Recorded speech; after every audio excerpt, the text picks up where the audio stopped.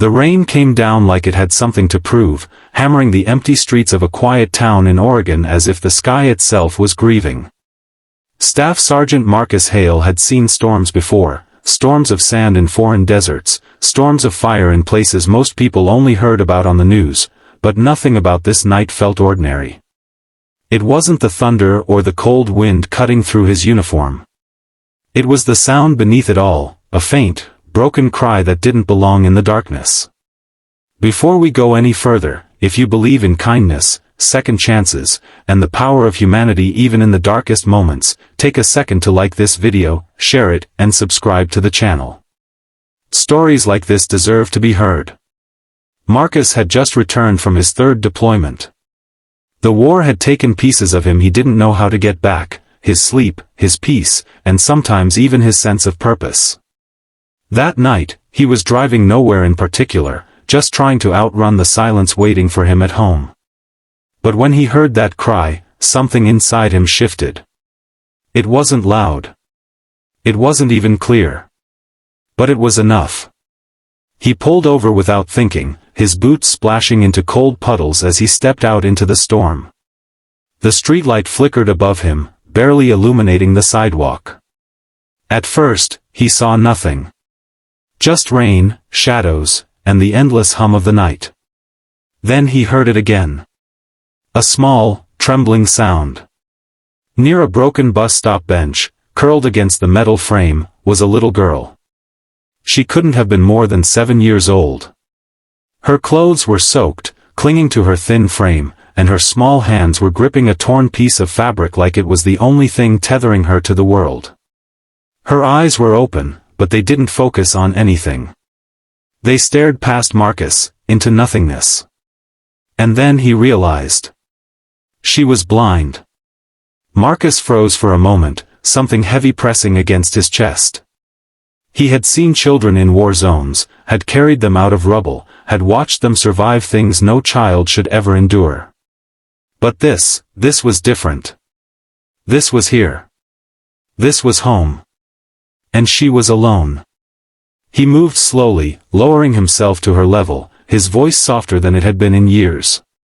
He told her she was safe now, that he wasn't going to hurt her. The girl didn't respond with words. Instead, her trembling hands reached out, searching, until they found his sleeve. And when they did, she held on like she was afraid he might disappear. Marcus took off his jacket and wrapped it around her fragile shoulders, lifting her carefully into his arms. She was lighter than she should have been. Too light. As he carried her to his truck, he felt something unfamiliar creeping in, fear, not for himself, but for her. At the hospital, things moved quickly, but not quickly enough for Marcus. Doctors and nurses rushed her inside, asking questions he couldn't answer. Who was she? Where were her parents? How long had she been out there? He didn't know. Hours passed. Marcus sat in the waiting room, his uniform still damp, his hands clasped tightly together. For the first time in a long time, he wasn't thinking about the past. He was thinking about what came next. Eventually, a nurse named Rebecca approached him. Her expression was a mixture of relief and concern. She told him the girl's name was Ava. They had found a small tag sewn into her clothing. She was malnourished, dehydrated, and had likely been out in the rain for hours. But she was going to survive. Marcus let out a breath he didn't realize he had been holding. But then came the part that made his stomach tighten. No one had reported her missing. Days turned into weeks. Ava remained in the hospital at first, then was transferred to a temporary care facility. Social services tried to track down her family, but every lead went cold. It was as if she had been erased from the world before she was left in the rain. Marcus tried to go back to his normal life. He tried to convince himself that he had done his part, that he had saved her and that was enough. But every time he closed his eyes, he saw her sitting there in the storm. Every time he heard the rain, he heard her cry. So he went back. At first, it was just visits. He would sit with her, reading aloud even though she couldn't see the pages, describing the world around them in ways he had never thought to before. He told her about the sky, the color of leaves, the way sunlight felt on your face in the early morning. And she listened. Really listened. Ava didn't speak much in the beginning, but when she did, her voice was soft and careful, like she was afraid of saying the wrong thing. She told Marcus that she remembered being in a car, hearing voices she didn't recognize, and then nothing until the rain. No mother. No father. Just darkness and fear. Something about her story didn't sit right, but Marcus pushed that aside. What mattered was what he could do now. Over time, Ava began to change. She smiled more. She laughed, even if it was rare at first. She started to trust again. And Marcus, he started to feel something he hadn't felt since before the war. Purpose. When the idea first crossed his mind, he tried to ignore it. It felt too big, too complicated.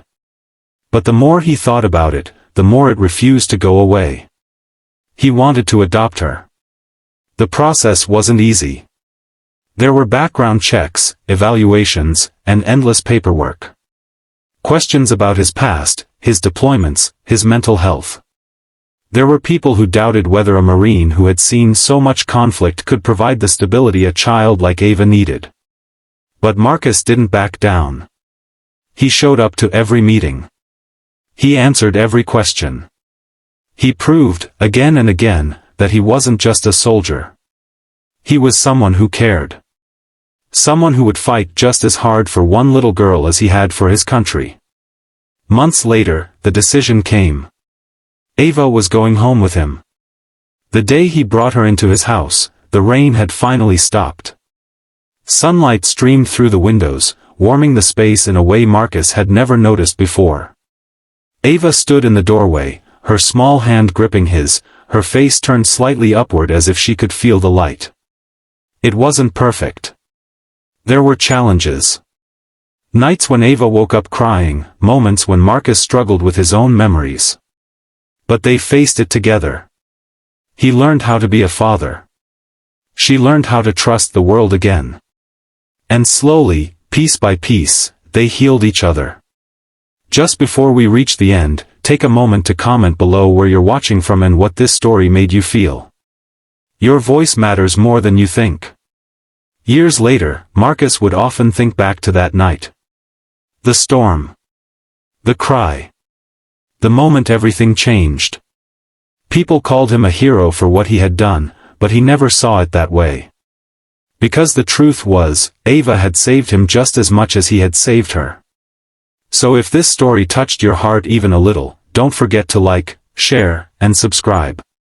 You never know who might need a reminder that even in the darkest storms, there is always someone willing to stand in the rain and carry you home.